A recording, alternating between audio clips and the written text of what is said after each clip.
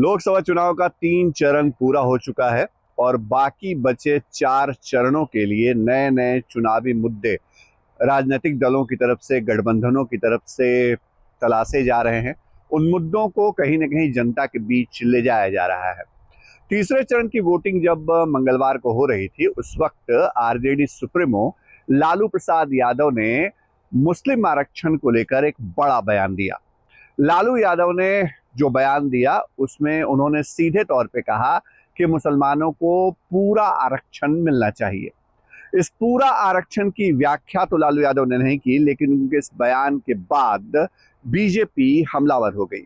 Bharatiya Janata party और NDA के हर छोटे बड़े नेता ने लालू यादव और विपक्षी गठबंधन की घेरेबंदी तेज कर दी। लालू यादव की तरफ से मुस्लिम आरक्षण की पैरोकारी करने के बाद बीजेपी सीधे सीधे ये आरोप लगा रही है कि धार्मिक आधार पर लालू या विपक्ष गठबंधन के लोग कहीं न कहीं मुसलमानों को आरक्षण देना चाहते हैं और ये संकट की बात है उन पिछड़ी और दलित और बाकी अन्य जातियों के लिए जिनको अब तक सामाजिक आधार पे आरक्षण देश में दिया जा रहा है। कर्नाटक का जो मॉडल है उसकी भी चर्चा हो रही है। कांग्रेस के उस मैनिफेस्टो की भी चर्चा हो रही है बीजेपी नेताओं की तरफ से, जिसमें कहा जा रहा है कि धार्मिक आधार पर कांग्रेस आरक्षण देना चाहती है। लेकिन लालू यादव ने आखिर ऐसा बयान क्यों दिया और अपने बयान के महज 4 घंटे बाद लालू यादव उस बयान से पीछे क्यों हट गए, आज इसी बात को हम समझने और समझाने की कोशिश करेंगे। ऐसा नहीं है कि लालू यादव ये नहीं समझ रहे थे कि अगर इस तरह का बयान दिया जाता है तो इस बयान का फायदा कहीं ना कहीं घेरेबंदी करके और तुष्टीकरण का आरोप लगा करके जो एनडीए है, बीजेपी है, वो लालू यादव और विपक्ष की घेरेबंदी कर सकते हैं। तो फिर लालू यादव ने यह बयान दिया क्यों? दरअसल हुआ ये कि आरजेडी सुप्रीमो लालू प्रसाद यादव की जो पत्नी हैं राबड़ी देवी, पूर्व मुख्यमंत्री, वो एक बार फिर से विधान परिषद की सदस्य निर्वाचित हुई हैं। नीतीश कुमार भी पिछले दिनों निर्वाचित हुए नए सिरे से और इन तमाम नवनिर्वाचित विधान पार्षदों का मंगलवार को विधान परिषद में सदस्यता शपथ ग्रहण समारोह आयोजित किया गया था। लालू यादव भी पहुंचे थे राबड़ी देवी के साथ और वहीं पर मीडिया से उन्होंने बातचीत की। बातचीत में लालू यादव ने मुस्लिम आरक्षण को लेकर के बयान दिया और इस बयान के 4 घंटे बाद लालू पलट गए। लालू यादव ने कहा कि धार्मिक आधार पर देश में आरक्षण नहीं दी जा सकती, आरक्षण का आधार सामाजिक हो सकता है। अब सवाल ये पैदा होता है कि लालू यादव ने अगर पहले मुस्लिम आरक्षण की बात की और मुसलमानों को पूरा आरक्षण देने की बात की तो 4 घंटे बाद वो इससे क्यों पलट गए?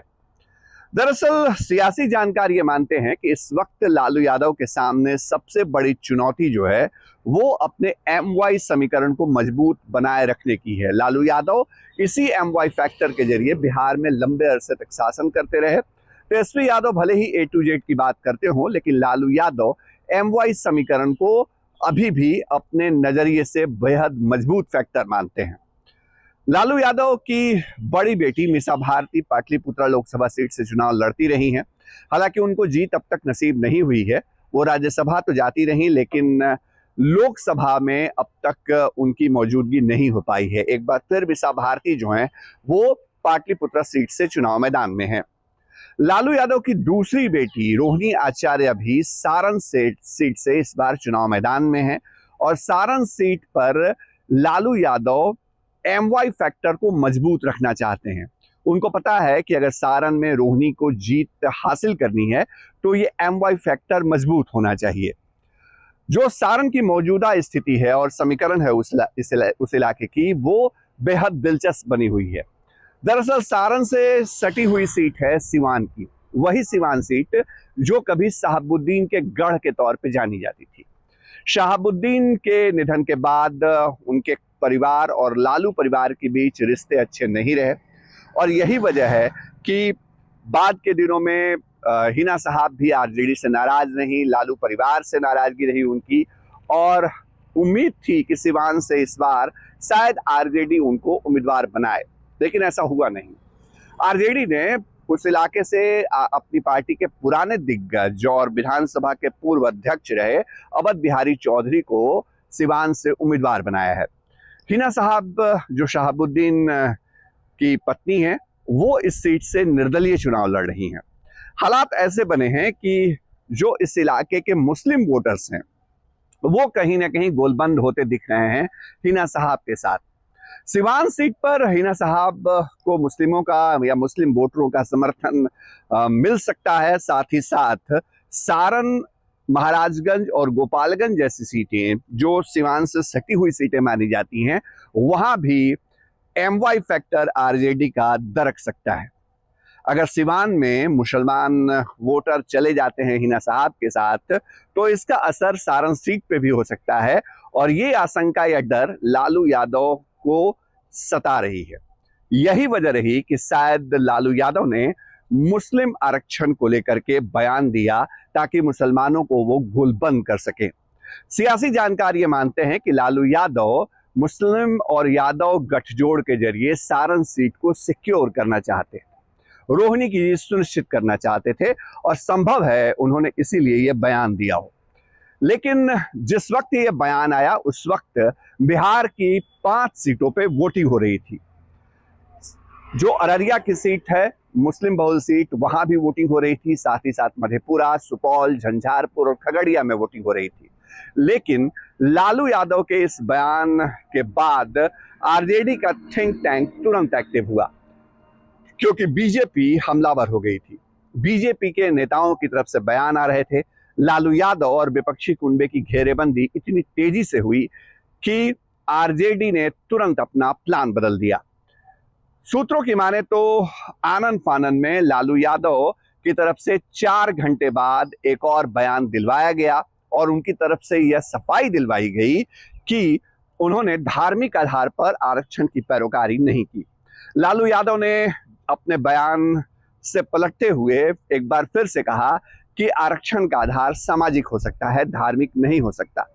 लेकिन इन 4 घंटों में जो कुछ हुआ वो बीजेपी को एक ऐसा चुनावी मुद्दा दे गया जो शायद आगे के 4 चरणों में बेहद मजबूती से देखने को मिलेगा।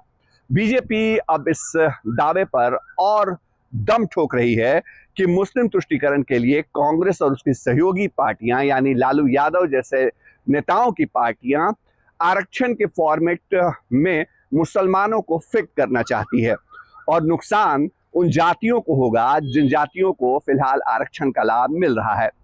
उन जातियों के कोटे में अगर मुसलमानों की एंट्री होती है तो वाकई ये परेशानी का सबब बनेगी। लालू यादव ने अगर अपने बयान से पलटने के बाद फिर इस बात की तस्दीक की कि जो आरक्षण है वो सामाजिक आधार पर दिया जा सकता है और मुस्लिम आरक्षण की बात को उन्होंने यू टर्न लिया, तो उसके पीछे वजह यह भी है कि आरजेडी के साथ जो यादव वोटर्स माने जाते हैं या दूसरी प्रमुख वो जातियां जिनको आरक्षण का लाभ मिलता है, वो जातियां शायद मुस्लिम आरक्षण के सवाल पे आरजेडी का साथ छोड़ दें या फिर उस तरह से मजबूती के साथ खड़ी नहीं दिखें जैसा लालू उम्मीद कर रहे हैं। जाहिर है चुनाव में हर मुद्दे के अपने इफेक्ट और साइड इफेक्ट होते हैं। लालू यादव ने भले ही सारण सीट को ध्यान में रख करके मुस्लिम आरक्षण की बात कही हो, भले ही उन्होंने एमवाई फैक्टर को मजबूत करने के लिए बातें कही, लेकिन मामला इतना बिगड़ गया कि उन्हें यू टर्न लेना पड़ा। क्या लालू डैमेज कंट्रोल कर पाएंगे या फिर बीजेपी इस मुद्दे को लेकर के जनता के बीच जाकर नया माहौल बनाएगी चुनाव में, ये देखने वाली बात होगी। तमाम खबरें इसी तरह आपके लिए हम लेकर आते रहते हैं। हमारी खबर आपको कैसी लगी कमेंट बॉक्स में जरूर बताइएगा। शशि भूषण, चुनाव आज तक, पटना।